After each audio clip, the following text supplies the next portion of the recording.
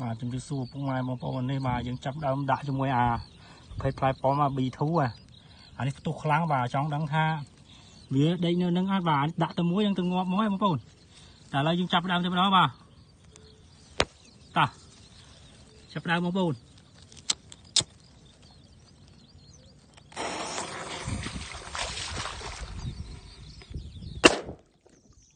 โฉมหาย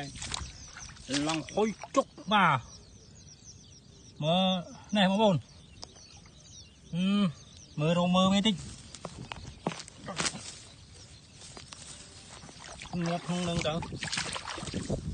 trong tí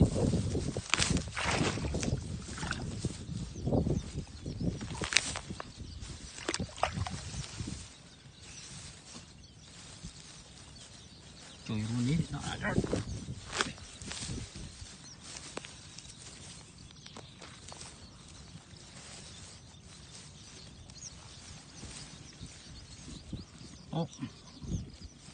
nè một bộ nữa nè phải ai chưa bên nước sao chắc bao bồn cho này hay khá này